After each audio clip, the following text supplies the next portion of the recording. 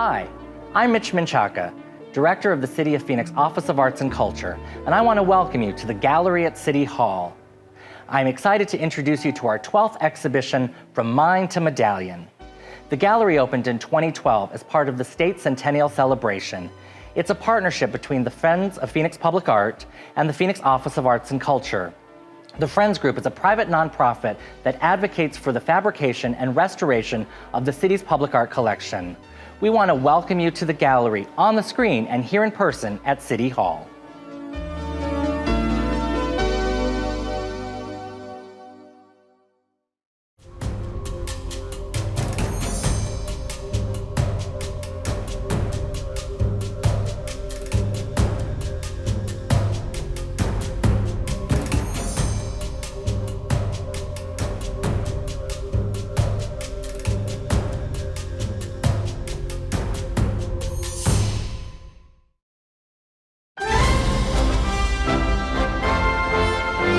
Arizona is known for the 5 C's, and one of those is copper. It's important to mention also that Arizona is the #1 copper producer in the United States. We provide around 2/3 of the nation's copper. All the minerals on display in this exhibit are beautiful Arizona copper minerals.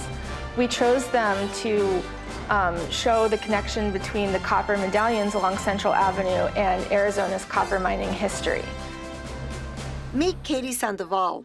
She's with the University of Arizona and is a curator there at the Arizona Mining, Mineral, and Natural Resources Education Museum, located right here in Phoenix. We have everything from Arizona copper ores, sulfide ores that are processed and refined into usable copper, as well as beautiful copper minerals, iconic minerals such as turquoise, which is the Arizona state gemstone. We have minerals that are representative of all the copper minerals you can find in Arizona. They're all from historic Arizona mines, so that includes the Copper Queen mine in Bisbee, the Morenci mine, and the Globe Miami area. The Morenci mine is an iconic Arizona open pit mine. It was an underground mine in the 1870s and still operates today. That turquoise is from the Morenci mine. It contains some pyrite, and it has been cut into a slab and polished to make it look really beautiful. So that specimen is malachite and azurite from the Copper Queen mine in Bisbee. What I really like about it is its beautiful crystallization. It's just an incredible specimen. A lot of specimens from the Copper Queen mine were mined around the turn of the century or early 20th century.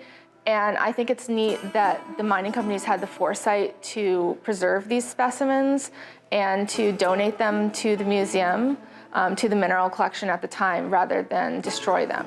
Blue specimens are azurite from different Arizona mines. And azurite is a copper oxide mineral, secondary copper mineral, and it's an iconic Arizona mineral, often found with malachite, which is the green mineral. In this exhibit, we have mineral specimens from historic mining localities all around Arizona.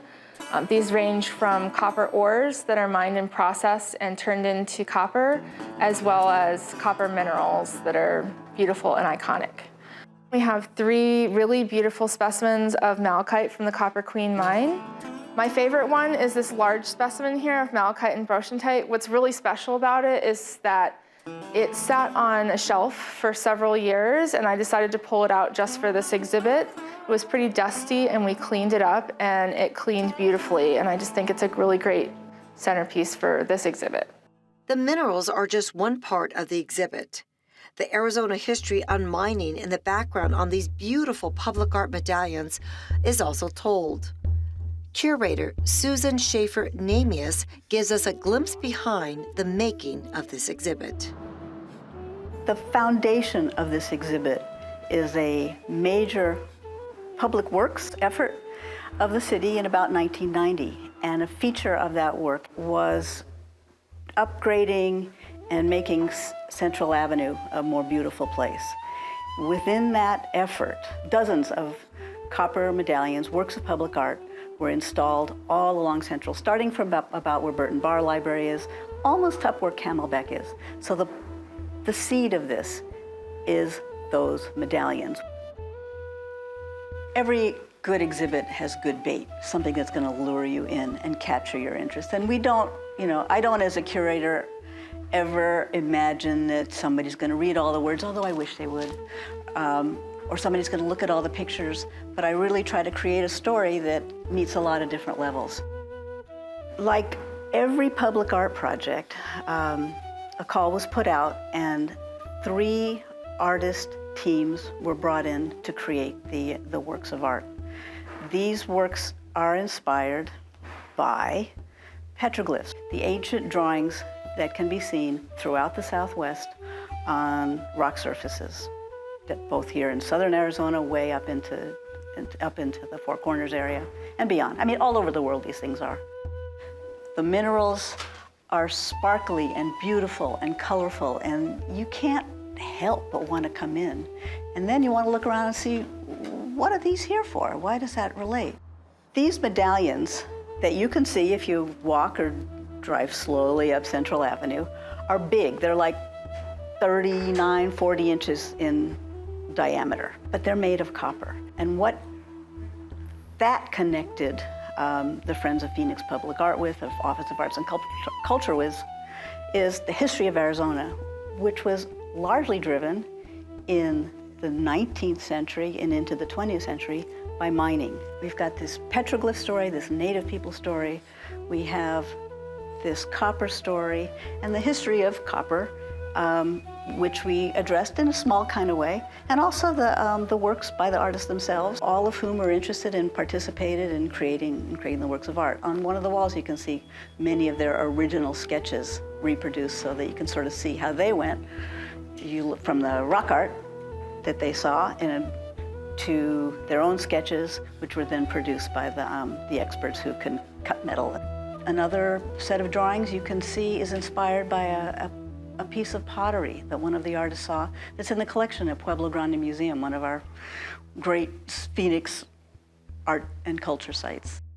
All those things are made out of copper, all those medallions, but you can't see them shining like a copper penny because of the miracles of air and air pollution and chemicals. They all have a patina all over them. So they might not look bright and shiny. They might look purpley or bluey or turquoisey, not very different from the rocks that Katie shows you. You can see all those vibrant, rich colors in the medallions. We had support from the Cave Creek Museum up in Cave Creek, which is a really neat little historic property. If you haven't gone to see it, go check it out.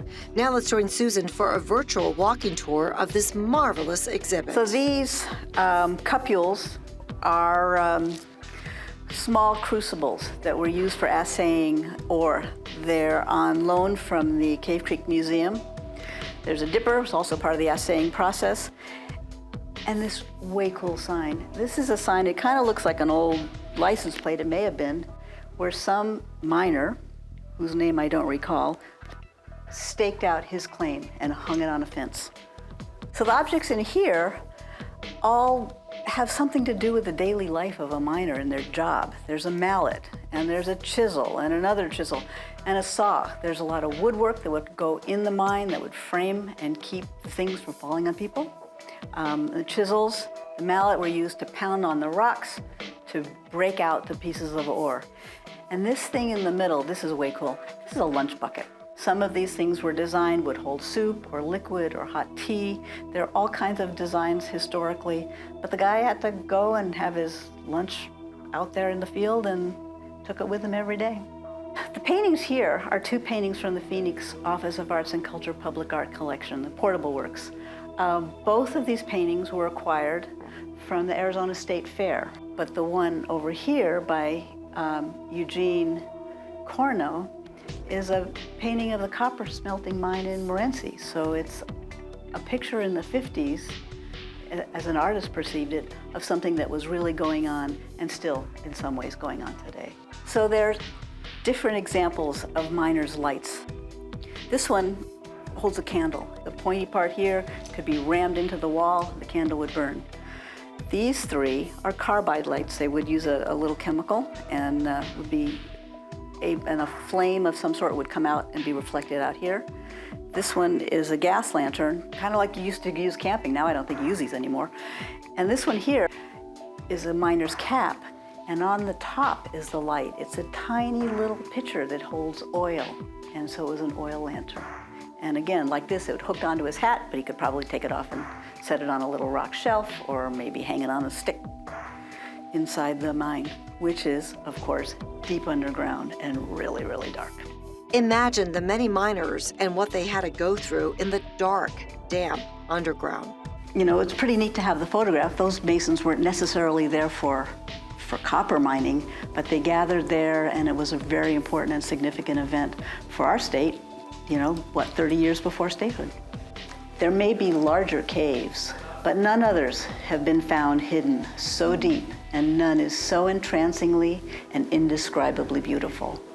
Where the crystalline lime coats are not copper stained, they are pure white, sometimes resembling walls of ice, and sometimes carved and modeled drift of snow. King Solomon's temple was not a more beautiful nor befitting lodge room for the ancient and honorable Brotherhood of Freemasons.